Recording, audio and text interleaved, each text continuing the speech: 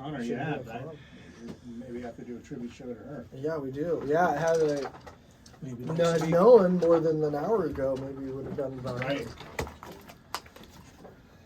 Maybe next week would be good. Yeah.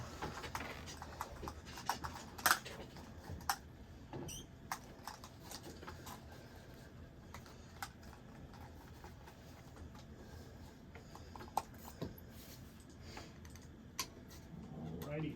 Okay. So is it Roland Orzabal? Oh, wait, one last thing. Sorry. Orzabal. Orzabal. Yeah. Okay. Kurt Smith. Like Kurt Smith is a lot easier to say. Right. So they're all going to be there tomorrow. Yeah. Okay. And then there's a couple. There's like a drummer and the bassist. They've got a few extra, support people. But those two guys have sort of been the main guys. And you're a fan of Cold War Kids? I mean, I know like one or two of their songs, but don't know much. They're the opener, so they're a little newer, but it's good. I'm excited to see them too. Cool. Play a couple songs by them. Maybe a Sinead O'Connor song at some point, and then we'll mention her. I wonder what she died of. I mean, her son just killed herself last year. So. Oh, and then Eric, Killed herself, yeah. Crazy Train. Okay. You want to? Do you have time to set that up? Sure. That's my walk up.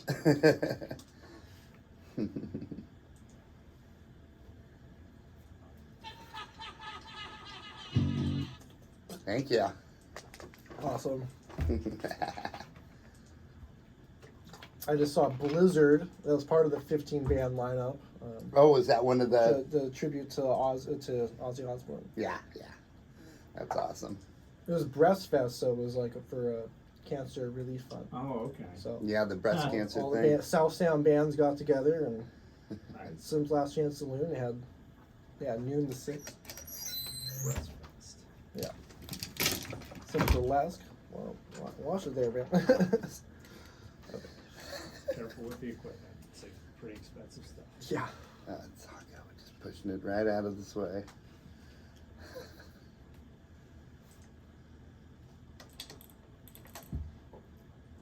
All right. Think we're good to go if you guys are. Yeah. Yeah.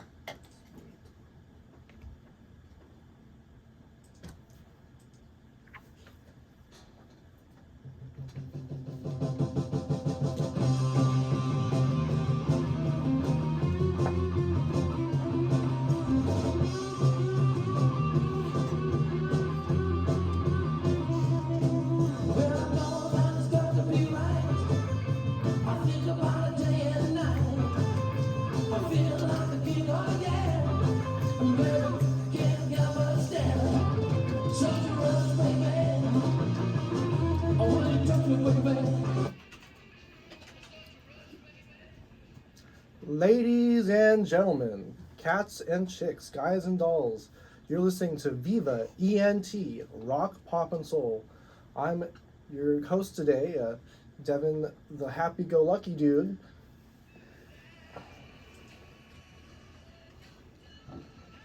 Hey! Happy-go-lucky dudes! Where are ya? I'm backstage with Gary Clark Jr.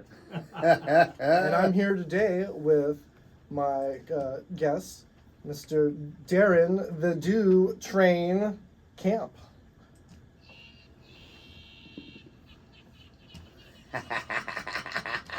Thank you. Happy to be here today. And of course, the greatest producer of all time, anywhere, is... Hey, it's Eric. CC Rider! Talented musician and great radio announcer. Oh, well, thank you very much. And, The lead of Battersea. That's true. And noticeably absent, of course, from especially the CC Rider chant here, is our co-host, Johnny. Johnny the Capo, who normally joins us, but is busy today over at Ocean Shores. So we're wishing him the best, and hopefully he's having a great day. That's not going to stop us from talking about music, though. That's right. Yep. Yeah, he runs most of Western Washington's music scene. He doesn't get much more west than the West Coast there. Than ocean shores. Yes. Hard to get further west. Unless you're in Hawaii or something. There you go. I'm sure he's been out to Hawaii and done shows too. But, Probably. yeah, he gets around. Well, today's big topic is Tears for Fears and Cold War Kids, because we are seeing them tonight No. at the Climate Yes. Pledge Arena. Yes. Basically a couple hours from now. So That's we right. I am stoked, so stoked. Tears for Fears has had ups and downs over their career, but those are this quintessential '80s music that I go back to as much as like Queen or like Van Halen, of like the quintessential. Duran, who we just recently saw. Yeah. Oh, and yeah, Sheryl Crow was incredible this last week. That's I'm up right. to 104 shows this year. So Wow. Sunday I managed to record 15 bands at the Slim Last Chance Saloon. They had Goodness, that's crazy. a festival. I mean, they're only playing about 3 or 4 songs a piece. But, Sure. And then from there I went to Gary Clark Jr. and Brady Watts at the San Michelle Winery. So. Yeah, fun. And Rain is coming there, the tribute to the Beatles. That's tomorrow. A friend of mine at work, Carol Ann, wants to go see Rain. Or yeah. a Saturday, actually. Yeah. No, it's going to be a good show. But Tears for Fears, Yeah, they're like some of the soundtrack to my high school. Yeah, because I was in high school back in the, mid 80s, and when Songs from the Big Chair came out, boy, that was all over our halls at high school and up in the parking lot and stuff. That really ruled the radio. It did. When It ruled the came out. world. Yeah, it did. Exactly. Yes. Yeah, no, that was a great one, and of course, spawned 2 #1 hits in the U.S., which huge, 2 Billboard #1s, and some other great hits as well. Yeah, I remember I worked with the guy who got me my tickets to Prince, the Purple Rain tour concert that I went to in 1985. I used to go to his place after work, and we'd listen to Tears for Fears a lot. Yeah, great stuff. yeah, it's like the growth of the band, because they're from Britain. They're from Bath. Yep, in Somerset. Yep. And they have been on the Mad World. Like the song has been from Adam Levine, Adam Lambert. I remember his big. Now he's with Queen. But Yeah, Adam Lambert singing for Queen. Yeah. Yeah, but he was with American Idol. That was his big hit. Yeah. They're a band that had, obviously smash success in the 80s, but then their career kind of tapered off a little bit. So they could have been forgotten. A lot of 80s bands that had success have kind of been forgotten. They're playing the casino circuit. More power to them. Like your Loverboys of the world. Loverboy was massive, right? But they're not playing Climate Pledge. REO Right, Speedwagon right. we're seeing at a casino next month. Exactly. Right. And I'm not dissing those artists in any way, but over I'd say the last 10, 15 years or so, Tears for Fears, their legend, their influence has really grown. And I think a part of that was, of course, Mad World being used in the Donnie Darko soundtrack. Gary Jules covering that. That became a smash hit. And I think just people over the years have just really shown their appreciation for the band. And a lot of people that use samples in their music have sampled Tears for Fears. And it's just kind of kept them in the public consciousness in a way that a lot of other bands just haven't had that. So it's definitely an interesting group to look at for sure. Absolutely. And their chart success has come back up since their tour as well. So they're back in the top 200 right now. Yeah, they've re-entered some of their songs into the charts, which is very interesting based on the popularity of these tours that they've been doing recently. They're timeless music. It really is, yeah. Well, so what are your some favorite songs of? Oh, I mean, Shout, Yeah. obviously, is one of the huge ones. What about you, Eric? I'm a big fan of their first album, The Hurting. So a lot of the songs off that, I loved, and then when songs from the Big Chair came out, I loved those big hits too. So like Pale Shelter is fantastic. Mad World, which I already mentioned. Of course, Change, which was a minor hit in the U.S. over here, but was a really big hit in the UK.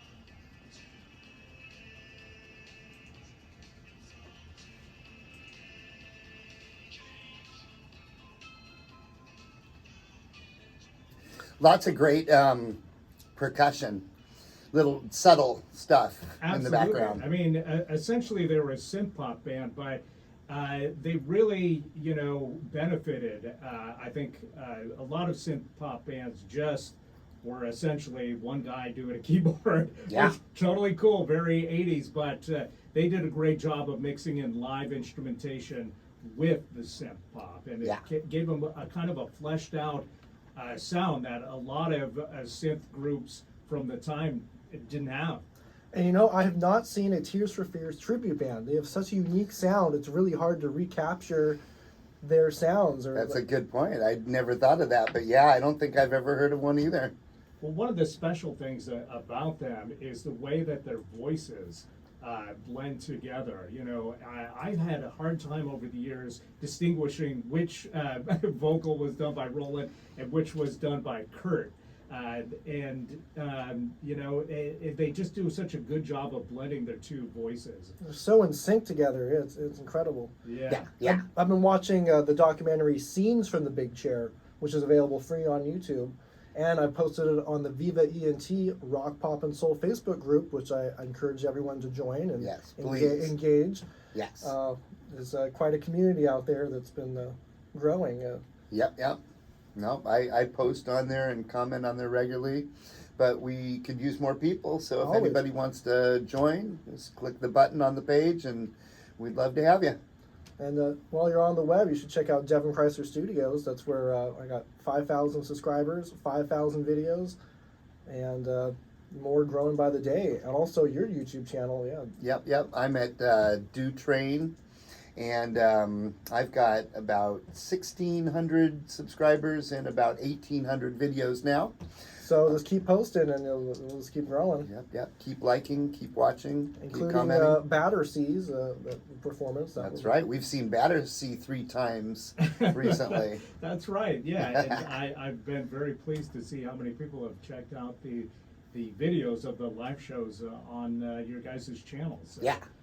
Thanks for being there, first of all, and thanks for posting those out. Sure. And then you have an upcoming show I hear too. We do, yeah. We're playing the Music and Heart in Wright Park Festival, which is coming up August 12th in Wright Park in Tacoma. Okay. It used to be called Music and Art in Wright Park, but now it's Music and Heart, so it's a little more, little broader with what they can involve. But cool. Yeah, it's a very cool festival. Yeah, August. And totally free too. So nice. We like that. Yeah, August is going to be great because we're going to see Alicia Keys July 30th, and then August 1st back in Phoenix. The 3rd, Bryan Adams and Joan Jett and the Blackhearts. The 4th, Greta Van Fleet. The 10th is Buddy Guy. 11th, Rod Stewart Cheap Trick. 12th, the Battersea Show potentially. And then it's a full next couple of weeks. And then REO Speedwagon is the 23rd. The rescheduled. Yep, and then Beach Boys, which we're stoked for. Yeah. That's a bucket list show for me. Amazingly enough, I've never seen the Beach Boys. It's been the year of the 80s bands because in September, Rick Springfield and Tommy Two Tone are playing at Merrimore Park. And the Hooters. Wow. Yeah. No, so- that's going to be fun. But quintessential 80s band. Another is high school flashback for me. For sure. These Tears for Fears. I mean, that was one of my most stoked shows of the year. Like Sheryl Crow was up there too. Oh, Sheryl Crow was amazing, but Tears for Fears is going to be great. I've been going online and looking up some stuff. It sounds like they're sounding really good, and the tour's going well. And we practiced shedding some tears at Disturbed because not a dry eye in that crowd. Oh my goodness, yeah. Well, that was a story all its own, but yeah, no, that was a great show at White River. My first time at White River Amphitheater, so that was pretty fun. We survived the White River Amphitheater. So the parking experience. I'll always allow more time. We were late. We missed the whole first band. Yeah. So, yeah. And getting in and out of there is a slog. But anyway, so now what, should we talk a little bit about the Cold War kids real quick? Well, we could mention them, but I figured a little more for Tears. Or, Sure, yeah, no, I mean, I was going to say they had a very famous acrimonious split, at one point, and went their separate ways. And one of them, of course, retained, the rights to the Tears for Fears name and all that. And then, 10 years later, they sort of, made up and got back together and started doing stuff again together, which is good because that produces what we're going to see tomorrow. I was doing research. There's quite a lot of songs that I'm not familiar with. I doubt they charted, but they've been producing. Yeah, they've got a big catalog. Yes, for sure. Another one I was going to mention that I didn't mention, Head Over Heels. Yeah, that was going to say my favorite song by them. Huge hit. It's such a great song. Yeah. Do you have a snippet of that maybe, Eric? Yeah, we'll definitely get to all these songs. Okay. I kind of like to chart the progress of the group by starting off with their early stuff and then moving on to peak success and all that. So anything you guys wanted to say about Cold War Kids? So as the opening act for Tears for Fears, they could be the opening act in this show as well. Oh, that's a good idea. Well, yeah, they're a newer band, 2004 American band, but they got a few big hits. I really like the song First, Hang Me Up to Dry, and This love is a little bit of First.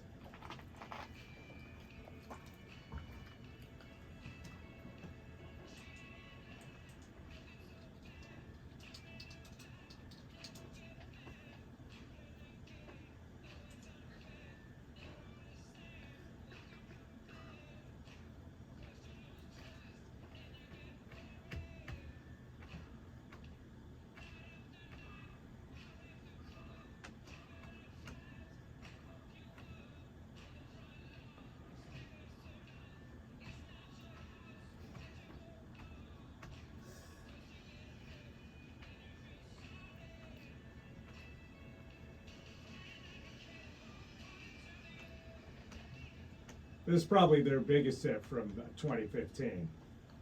Yes. Their Hold My Home album. Maybe a slightly odd choice in my mind to open for Tears for Fears, but in another way, it's really good because it kind of, brings the generations together. I think it's appropriate. Sure. Yeah. I sort of thought the same thing, but it's a lot more lately. That's been a thing. You know what I'm saying? With other tours and stuff as well, bringing in people that aren't necessarily right in that same wheelhouse or genre, Right. but someone good that that people like. Like, For sure. yeah, Duran, they had Chic and Bastille. Yeah, and then they also had The Nile Rodgers, too. yeah, right, yeah. Yeah. No, to me that makes sense because they're both, similar eras, and they're both mining disco in different ways, for sure. Bastille would have been the Cold War Kids equivalent. That was what I was gonna say. Spawning the Yeah. the generations, bringing them together. But like for instance, I saw New Order and Pet Shop Boys together last year, and that to me that was just like marriage made in heaven. Sure. It was just like, okay, it makes perfect sense. People that like that band is going to like the other band and vice versa. You know, they had hits along the same time period, mining similar material, and even Pet Shop Boys kind of teamed up with Bernard Sumner from New Order and did electronic at one point. So that was it just made perfect sense. So Cold War Kids and Tears for Fears, I'm not sure the connection, but as I said, I think it's good to bring the generations together. So. Oh Sure. yeah. Oh yeah. And Perfume Genius, they went and performed a song together. That was. Yeah. Yeah. Cool. Yeah, we've seen some interesting pairings recently, but it's become more of a thing. Yeah. So Right on. stoked for Cold War Kids, but it's just like I've listened to Tears for Fears for ages. So and like they're just such a good vibe that they're.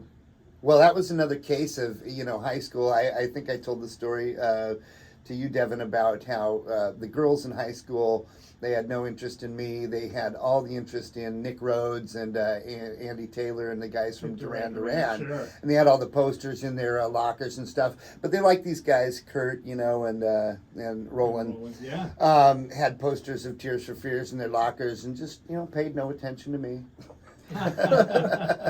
Well, hard to compete. Exactly. Hard to compete with Tears for Fears. Exactly. and their music videos are like they're doing some great production. Oh yeah. Absolutely. Yeah. Yeah, they had some good creative people working on their videos. Well, kind of an odd name, Tears for Fears, I think. But this was a name derived from Arthur Janoff's primal scream therapy in his book about it. And that also influenced the name of the first album, The Hurting, which, maybe not the greatest name for a debut album, but was a great album and did spawn, quite a few hit singles, especially in the UK. And Pale Shelter was the first one, but it didn't do anything when it initially came out. It was the second single, Mad World, that put them on the map.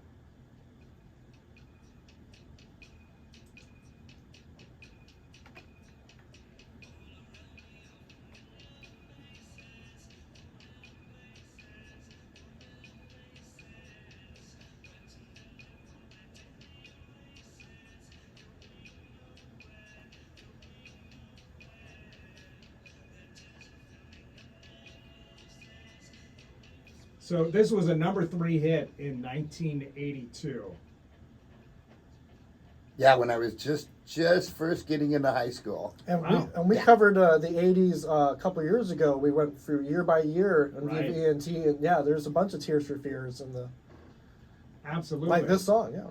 And well, this was a number 3 in the UK. Didn't chart in the US, but it did have success in Australia and France and Germany and Ireland and New Zealand, and it really helped, put them on the map, as I said. And then the second single, which we already played a little bit of, Change, was a big hit. But I want to quickly just segue to the Gary Jules version of this, because again, in a time where people maybe weren't, so conscious of Tears for Fears, this version of Mad World came out and it was a hit all over again, but a very different interpretation. Sure.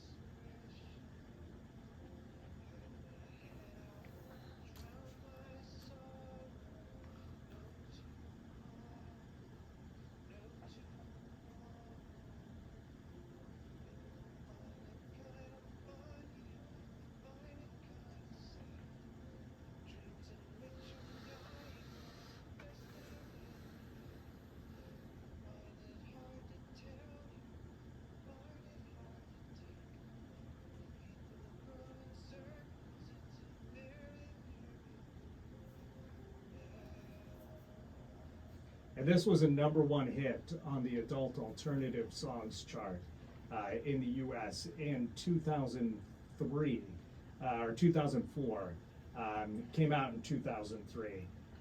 It kind of bubbled under for a little bit, but as I said, was used on the Donnie Darko soundtrack, and it just really put Tears for Fears back in the public consciousness, even though it wasn't them doing the song. Sure. Which is kind of interesting, but a great version of the song, but just completely different interpretation. Can we hear Adam Lambert's version on American Idol, if that's something? Oh, sure, we sure. can pull up, because I remember watching I didn't watch much American Idol, but when I did, I remember he won for that, and then now he's touring with Queen, so I saw his career just spark from there. Yeah. Oh, he's pretty amazing. Yeah, let's hear a little bit of that. And it sounds like he definitely is kind of covering the Gary Jules Yes. arrangement here. Slower. Sure. Yeah.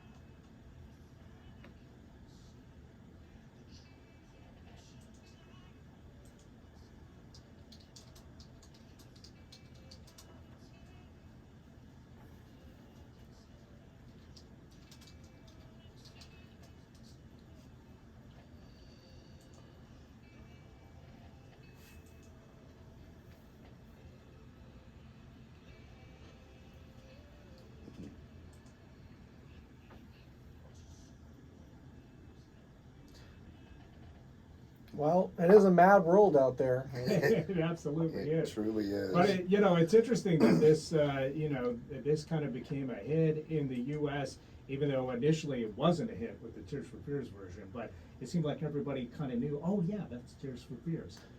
So it's one of the rare times where like a hit cover will help people actually rediscover the songwriters and originators of a tune. Yeah, the original band. And people looking up Mad World might discover it's a Mad, Mad, Mad, Mad World, the movie. They might. That's a classic. Is that what, Woody Allen? I don't think so, but Oh, that's no, I know who it is. it's under the big W. That's where all the gold is. So, 3 smash hit singles from The Hurting, because Pale Shelter was re-released in 1983 and went to #5. And I think they actually tweaked it a little bit, a little remixing, but not the way remixes are today, where it completely changes a song. And they, back then remixes were a little more subtle. Different key change or something. Yeah. But another great song from The Hurting, Pale Shelter. Yeah.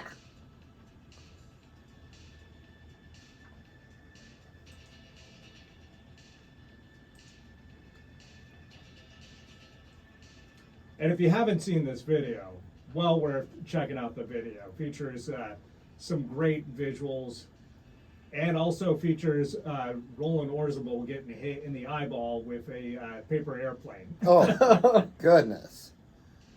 Yikes.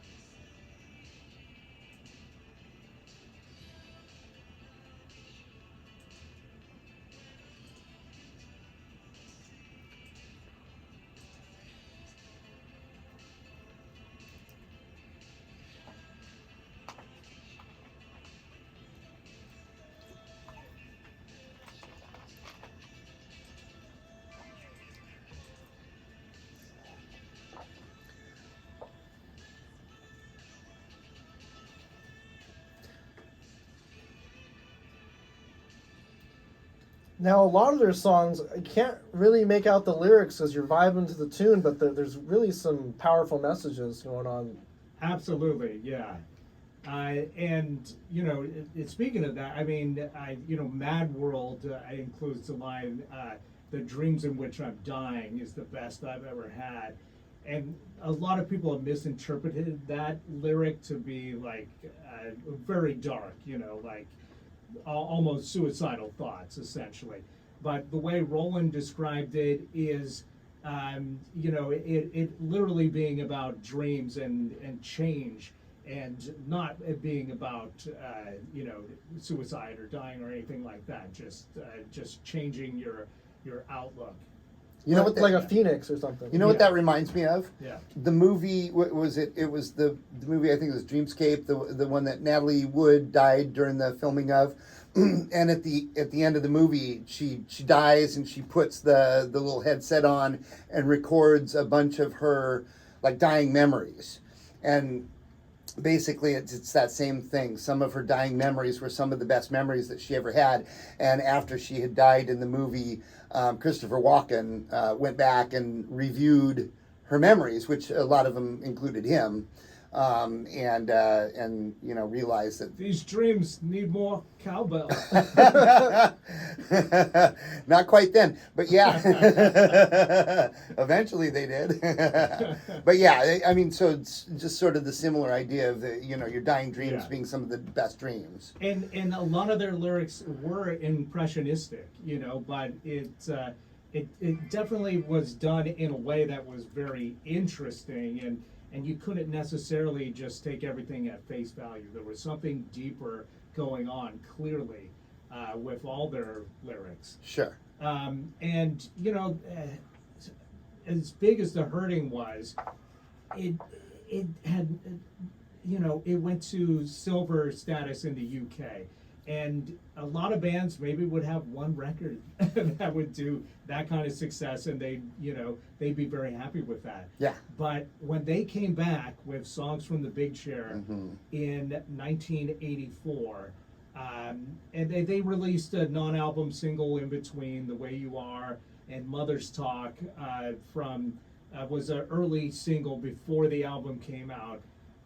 It was Shout in 1984 that was the hugest smash and just made them international superstars. Yeah. Great percussion. Instant hook. Yeah. Triangle.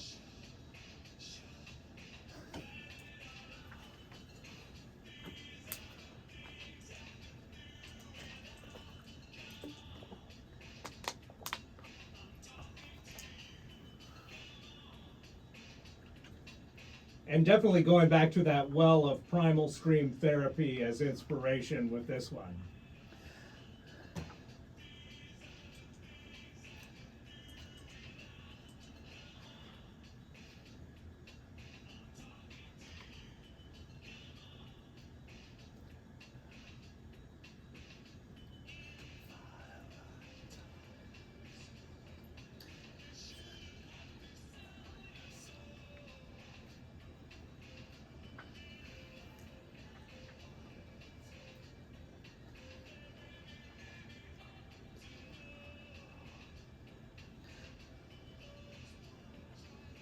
Yeah, I was 9 years old when this came out, and definitely was blasting the radio every time it came on. This is probably my favorite song of the year at the time. Did you have it on 8-track eventually, or? No, I think 8 tracks were done already. I mean, they were still making them by '84, but not really. Yeah, that was something like my uncles would have had in their cars or something. Right. You had cassettes. Yeah. So I was going to say this though. So earlier you're talking about The Hurting and that sort of coming from the Primal Scream therapy. Yeah. Is it possible that the big chair that they refer to is the chair that you sit in during the therapy? I think the big chair was a chair in the studio that they were using. Gotcha. I actually saw an interview recently with Andy Rourke from the Smiths, and they recorded in the same studio. And their joke was, "Look, I'm in the big chair." Okay, I got it. Yeah, they were all taking turns swapping out being in the There big you chair go. from Okay. songs from the big chair. I like it.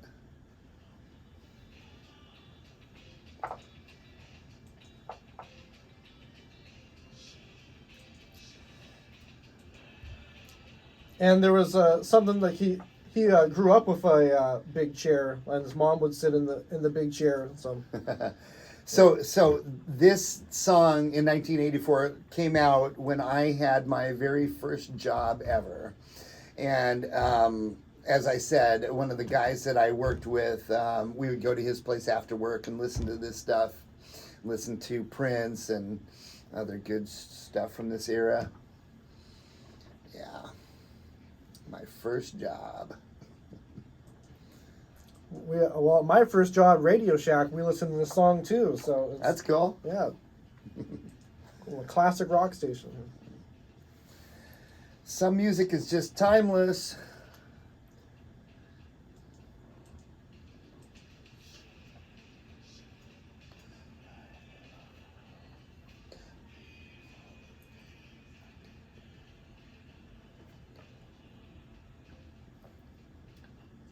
And Canada listened to this song, and they later did without nuclear weapons around this time.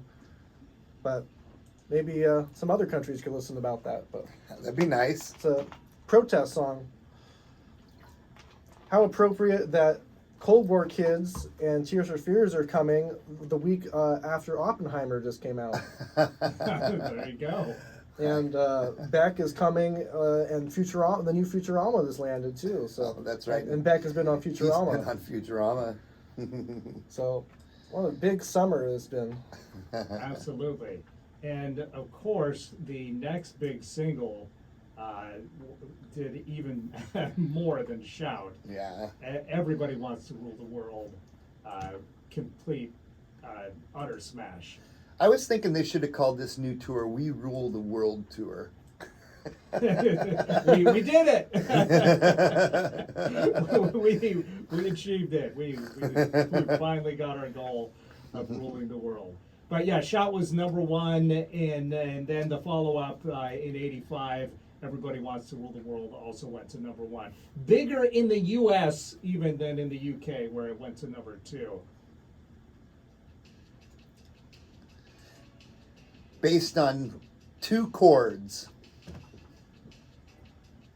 Good chords though. Yes, great chords.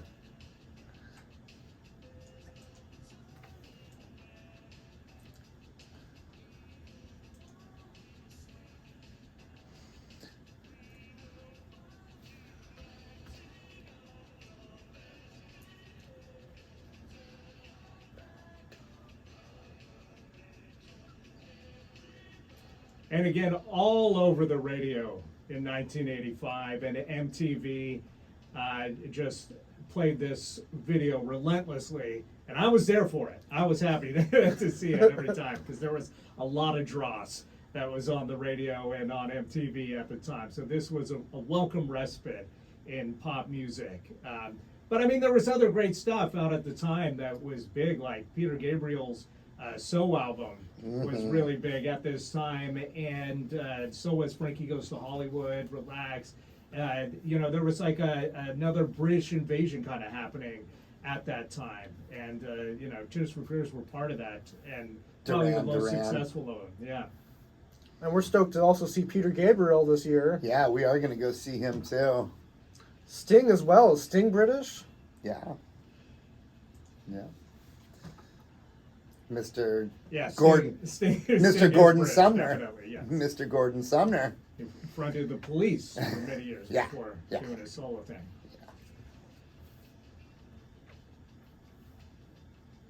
Now, according to Wikipedia, the album was originally going to be titled The Working Hour, but Roland Orzabal fought to change it to Songs from the Big Chair, and it says the title actually derived from the 1976 American television film Sybil, about a woman who with multiple personality disorder who only feels safe when sitting in her analysis big chair. Yeah. The title reflects the band's opinion that they were the targets of hostile British music press.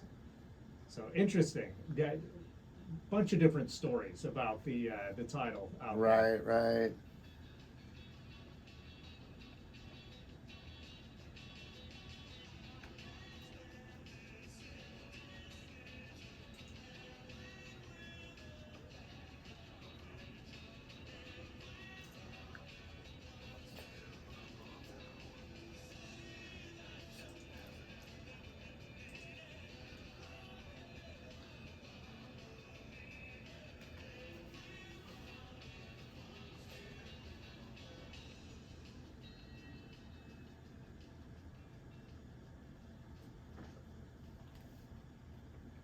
And now they're on the Tipping Point Tour Part 2. Part 2. Yeah, because they were on tour in 2022, but then they had to postpone some dates due to some broken roads in a road accident. Oh, wow. Yeah. Hadn't heard that one. There's one of your favorites, Dan. Here it goes. Head Over Heels, released in 1985, the third single from the album. Actually, the fourth single, because Mother's Talk, as I said, did come out before Shout. But Head Over Heels went to number 12 in the U.S. Or number 3 in the U.S., I'm sorry, 12 in the U.K. One of those interesting things where a British band had a bigger album in the U.S. than in their home country, the U.K. Yeah. Wow. Another great video. This one features Roland hassling a librarian in a library in presumably New York, and their keyboard player looks remarkably like the actor that played Uncle Joey on the Full House series. So every That's time funny. I see it, I think, oh, Uncle Joey's on keyboards there. That's funny.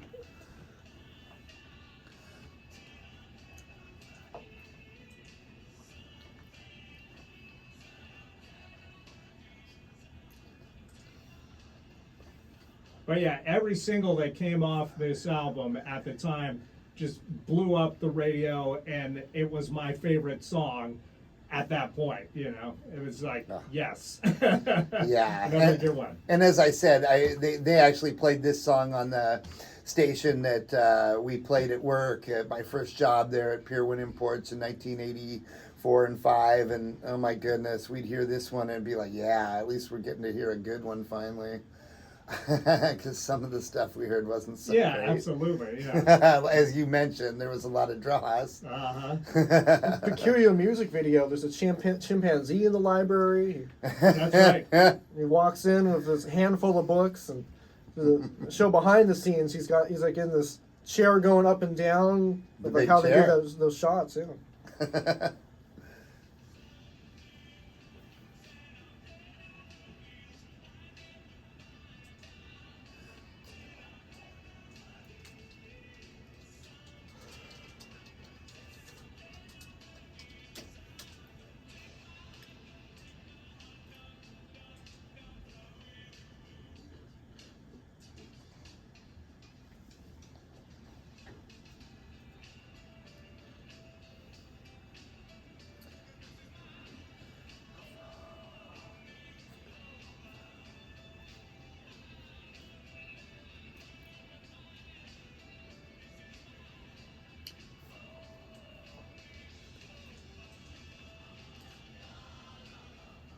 And you know, this album was so big that immediately after all these smash hits, the singles from The Hurting started charting again in the UK. Suffer the Children, their first single, went back into the charts at 52. Pale Shelter back in the charts. And, you know, Everybody Wants to Rule the World charted a second time at 86. And so, you know, that's how big an album it was. You know, people started discovering their back catalog at that point at such a rate that it got back in the charts again. Yeah, it started getting plays on the radio again and stuff a lot more. Yeah.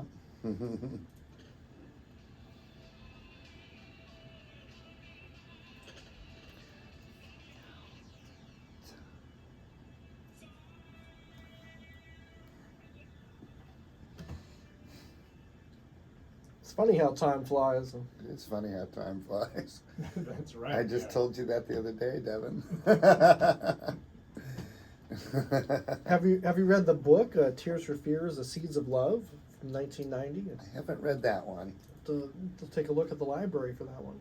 With the maybe the chimpanzee can hand me that one off the shelf. Right. It may well be in that very library that they filmed the video in. But yeah, you know, how do you follow up, you know, such a huge album? And no doubt they toured relentlessly for it, and they released all those singles that were smash hits. So they had to go away for a little while to work on a new album and to get inspiration and you know, figure out what their direction would be. And so it wasn't until 1989, which is 5 years after the release of you know, Shout and Songs from the Big Chair. So many times a band goes away for 5 years, it's over, you know. But they did pretty well with the follow-up, The Seeds of Love, which came out in 1989. It wasn't quite the success that Songs from the Big Chair was, but pretty hard for anybody to, you know, make a record that would be bigger than that. Exactly. But they took a very Beatles-esque influence and direction with The Seeds of Love, the follow-up in 1989. I mean, the name Love is right in the title. Right. And that was the biggest thing for the Beatles. All you need is. That's it.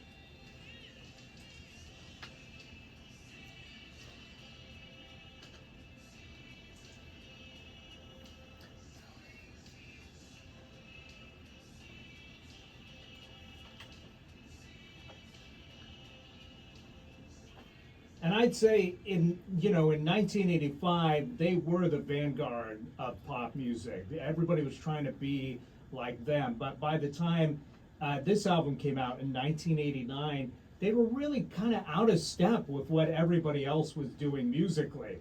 Sure. A lot of bands were still kind of aping what Tears for Fears had already pioneered. And Tears for Fears were, decided they want to go in a different, new direction. Yeah, moved on. Yeah, they had moved on, yeah. So this album really kind of felt, out of step with all the pop music at the time. But at this point, they were so popular that, this album actually did garner them some success. Yeah, they had enough gravitas to do what they wanted. Absolutely. And not kowtow to the mainstream. Yeah. Yeah, yeah.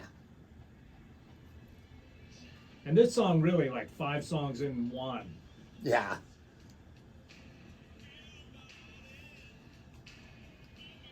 It's funny, it almost reminds me a little bit of Joe Jackson. I don't know if you're familiar with him, but he's got a little bit of that kind of sound going on. And the Beatles would do that. They'd have like 3 or 4 yeah. songs. Yeah. Oh, absolutely. Yeah. The backing vocals on that track are very Beatles-esque. Yeah, for sure. And a lot of other elements of it as well. So you hear the big 4 of Tears for Fears songs, but you don't hear many others on the radio very often. Right. Yeah. But there are some good ones that we should check out. There's like quite an extensive list here of yeah, songs. well, you printed out a big list. A lot of them I've never heard, but... Well, this one doesn't get much airplay these days, but at the time it did okay.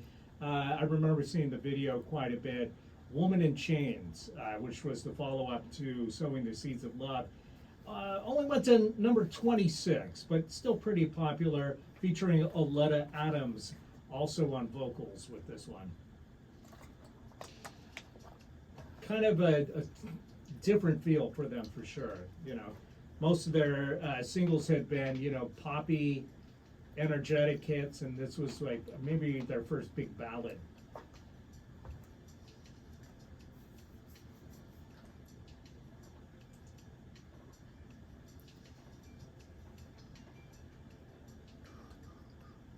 And as I'm looking at this, I see that their greatest hits album is called Rule the World. Yeah. Well, Which couldn't really be named anything else. I was going to say, what else would you call it? That's right.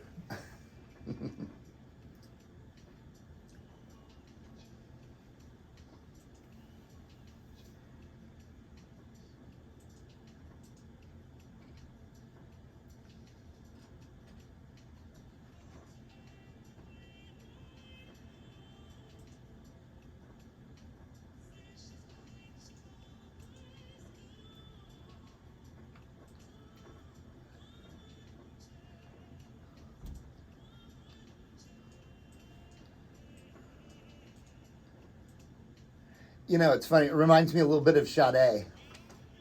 Yeah, there was definitely. How's that feel? Yeah. Same era as well. Absolutely, yeah. It's a lot mellower. Yeah. Right, and then the follow-up was pretty mellow too. I remember Advice for the Young at Heart, which didn't do quite as well even as Woman in Chains. It was kind of diminishing returns for this album, number 36 in 1990, the third single from Sowing the Seeds of Love. This one featuring Kurt Smith on lead vocals, where it was Roland on the previous song.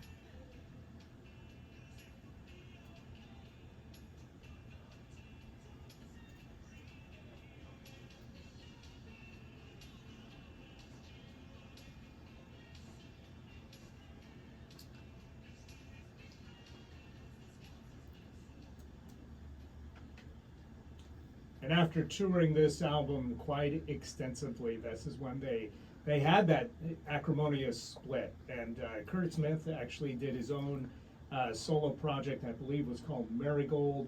And Roland Orzabal kept the name Tears for Fears and did his own thing, kind of doing a solo record, but still calling it Tears for Fears. And it was called Elemental. And this is before Raoul and the Kings of Spain, the next album. Yeah. Right. 1993 for Elemental. I remember a little And bit it of did that. actually feature a hit single called Break It Down, which I remember actually a great song.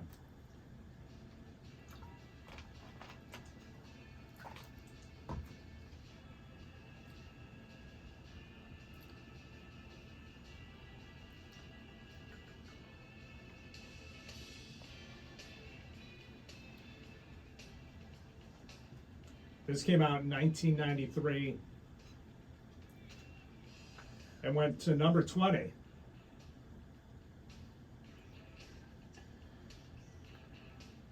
Now, I wonder if they ever do this song, because it's a great song and was a big hit for Tears for Fears, but didn't feature Kurt. So I wonder if there's still some acrimony there. If Roland's like, hey, let's put Break It Down in the set, is Kurt like, hell no. Or is he like, no, that was a big hit for our band, even though I'm not in it at that point, and says, yeah, let's do it. I always wonder with, like groups that have like lineup changes, or, one guy leaves the band and then comes back in. Yeah. Do they do the songs that were successful when, that other important person of the group is no longer in the group? Oh, yeah. You know what that reminds me a little bit of? Does Sammy Hagar do songs that were sung by David Lee Roth when he's in Van Halen? I think he had to. I think he had he didn't to. have a choice, yeah. Guys, we've only got about 2 minutes, unfortunately. Okay. So, and then we're gonna have to break it down. Hell, Break time it down flies. again. Yeah. But any thoughts, anything you want to plug before we get out of Oh, here today? well, we got to get to the show here, man. We got to get Yeah, to... we got to get rolling to the show. But what Johnny wanted to have you shout out something? No? Well, he's got shows in Ocean Shores. Yeah, we'll find on Viva ENT Facebook group. You'll have all the big events coming up, Yeah, including this week Tony V's Garage. There's Done to Death. It's a Pig Records EP release. Daryl's Tavern that night. Filthy Traders, Brother Router playing that day at Freeway Park. Citrus is playing at noon. So, But we're going to capture all this great Tears for Fears and Cold War Kids footage tonight. And it'll be up on our YouTube channels soon, folks. shortly, yep. So look for it there. With the rest of the band. So. Awesome. And I am seeing on YouTube that there is actually a live version of that done last year. So Yeah. they must actually throw that in the mix, which is cool. I like it. And so why don't we leave folks today with The Tipping Point. This is from their latest album, The Tipping Point, that came out in 2021, I believe. At least the single came out, and the album came out, I think, in 2022. But yeah, they are back, and I hope you guys have a great time at the show. I wish I could be there. Thanks so much. Yeah. Thank you, everyone. Keep on rocking. Yep. Keep listening.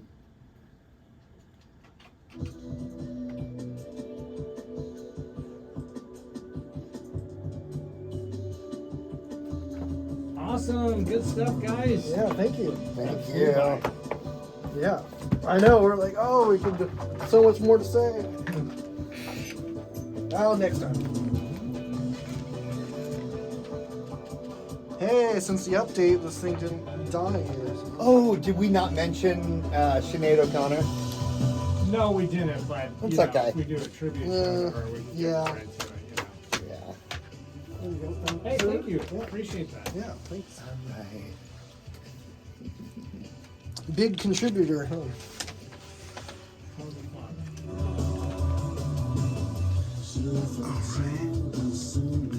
Word, what I want to say. Sit down in that chair for 10 seconds. I'm going to take a picture. Get in that big chair. Hold on. Well, hold on. I got to get you right in between that little gap. No, hold on. Sit still. Hold